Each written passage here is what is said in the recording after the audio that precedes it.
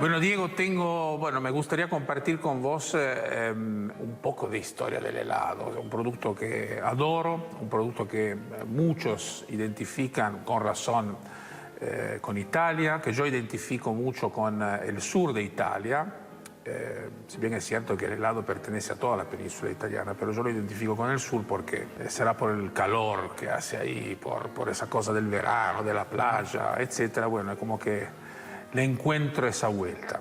Y es lindo saber de dónde viene, cómo nace, qué origen tiene. Y algunos cronistas de los tiempos antiguos afirman que los antiguos romanos bajaban el hielo de la cima del Vesubio en los meses de invierno, conservaban ese hielo con la sal, que es el antiguo método de conservación de la sal, y bueno, y bajaban hasta Pompey, la mítica Pompey, y después preparaban helados primordiales, como el que te voy a preparar ahora. No me digas que lo voy a probar con el método original. Más o menos. Bueno, antes de que existieran las fábricas productoras de hielo, se debía utilizar directamente el hielo natural o la nieve, ¿no? Así es.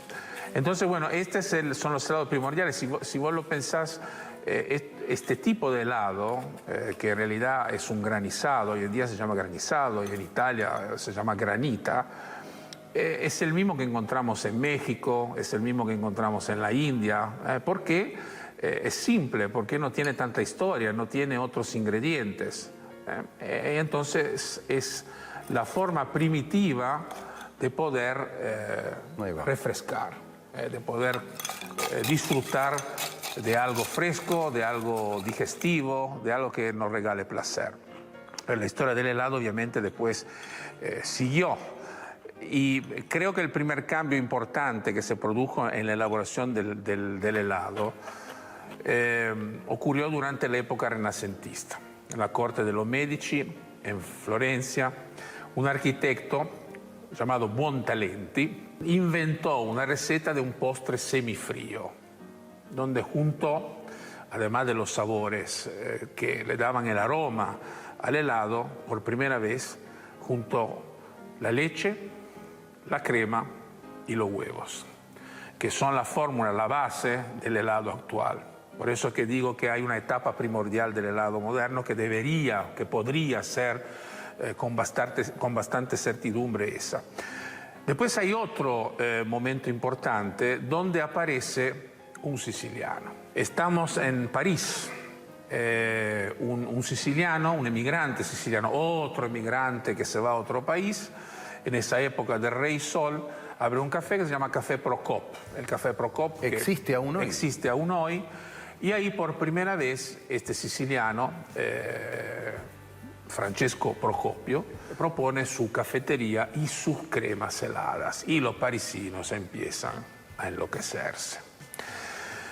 Y creo que el último eslabón que define un poco el helado moderno ocurre un siglo más tarde, cuando otro italiano, Filippo Lenzi, otro emigrante, esta vez en Estados Unidos, abre su heladería y empieza realmente a popularizar el helado en una fórmula muy parecida a la que tenemos hoy en día.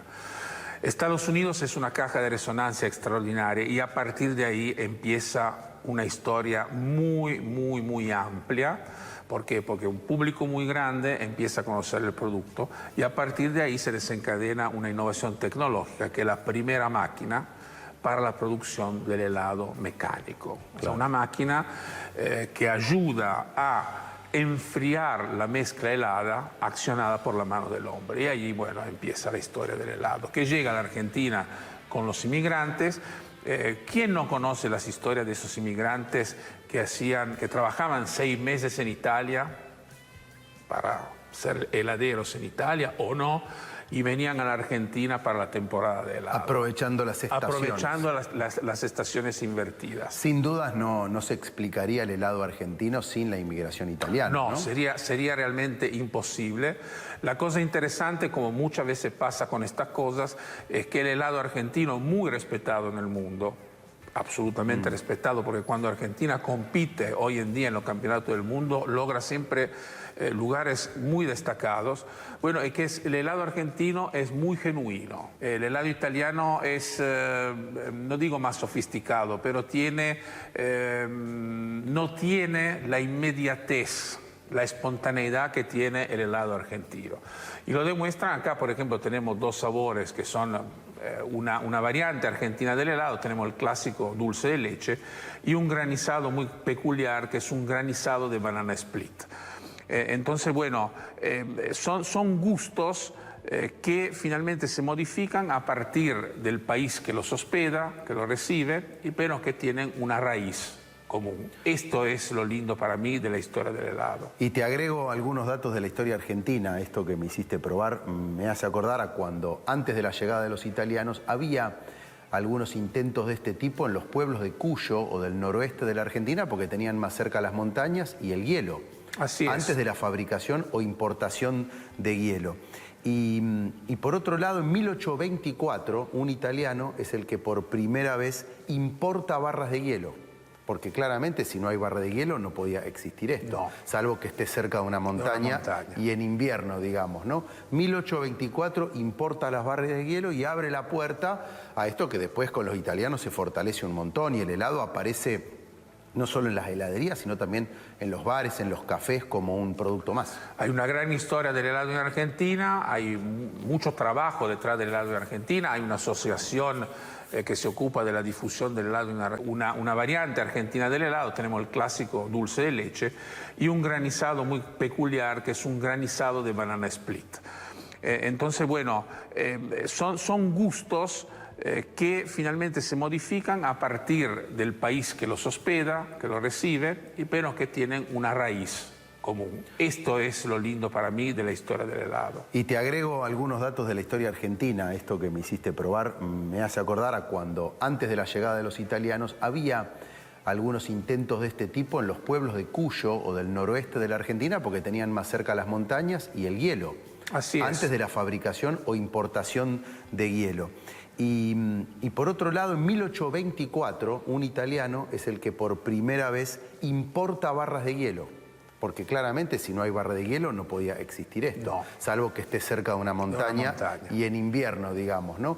1824 importa las barras de hielo y abre la puerta a esto que después con los italianos se fortalece un montón, y el helado aparece no solo en las heladerías, sino también en los bares, en los cafés, como un producto más. Hay una gran historia del helado en Argentina, hay mucho trabajo detrás del helado en Argentina, hay una asociación que se ocupa de la difusión del helado en Argentina, que se llama FADIA. Son realmente todas expresiones de esta tradición italiana que finalmente en Argentina encontró un lugar fértil. ¿Cuál es el gusto más italiano de los helados? El pistacchio. Ahí está. Cuando uno ve un pistacho verde esmeralda, olvídense, ese no es pistacho de verdad.